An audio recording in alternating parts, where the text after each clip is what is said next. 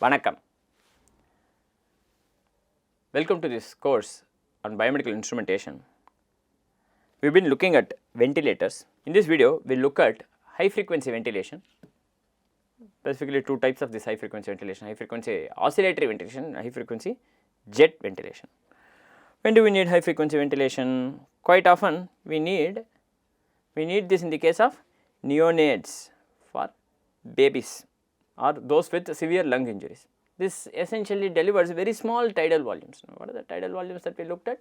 4 to 6 ml per kg at very high rates. Frequency is very high, about 3 to 15 hertz compared to the conventional ventilation methods. Primarily used in neonates and patients with severe VRDS to improve oxygenation while minimizing lung injury. Types include high frequency oscillatory ventilation, high frequency jet ventilation, high frequency percussive ventilation. These are the types. The advantages of this approach reduces volutrauma and barotrauma, but actually even in high frequencies the amplitude increases. It is possible that volutrauma is still possible. Okay, something to keep in mind. Better alveolar recruitment, improved gas exchange. It's better, but does not mean that volutrauma and barotrauma will not happen ever. It can still happen. Requires specialized ventilators, careful monitoring of blood gases, and attention to mean air pressure and amplitude setting. Recall that mean air pressure includes the entire cycle, pressure of the entire cycle. Something to keep in mind. The oscillatory ventilation method delivers volumes smaller than dead space at very high frequencies, thus minimizing volutrauma possibility.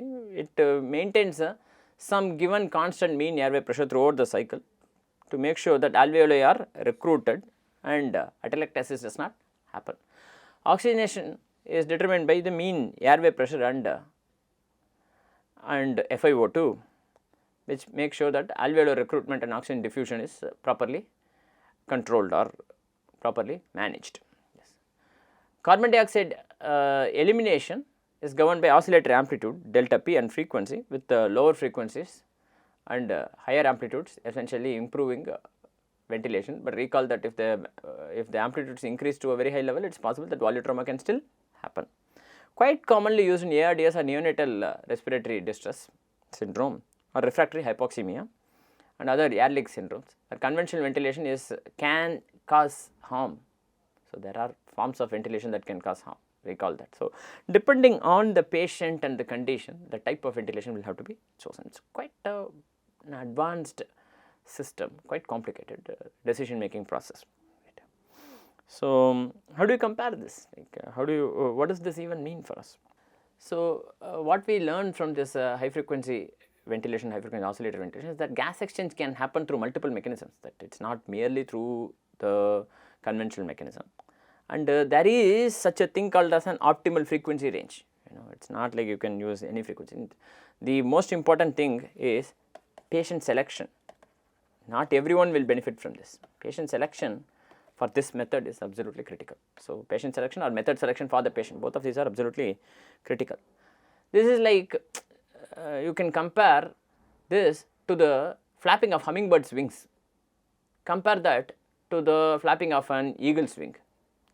An eagle performs one flap and then stays afloat for a long time, whereas hummingbirds flap their wings at a very high frequency and they also achieve flight. Both of these achieve flight, but the mechanisms of achievement, mechanisms of flight are not exactly the same. These are two different methods by which they achieve flight. Likewise, different mechanisms may be possible to provide oxygenation. So, it is a relatively complicated procedure, right. Here is a picture providing the ventilation waveform, for example, the high frequency oscillatory ventilation waveform. So, the next one is the high frequency jet ventilation method. This essentially provides high velocity jets of gases into the airway at very high rates, about 100 to 600 breaths per minute, producing quite a rapid turbulent mixing that will happen.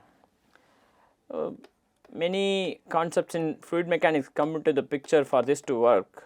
For example, the Bernoulli principles, Bernoulli effect and the Venturi effect, for example, come into the picture. So, this provides very low tidal volume, often below the dead space. That means the barotrauma and volutrauma possibility is reduced, does not mean that it will not happen, it reduces. Oxygenation is controlled by FiO2 and mean airway pressure, while ventilation, this is carbon dioxide, is influenced by jet driving pressure rate and the inspiratory time.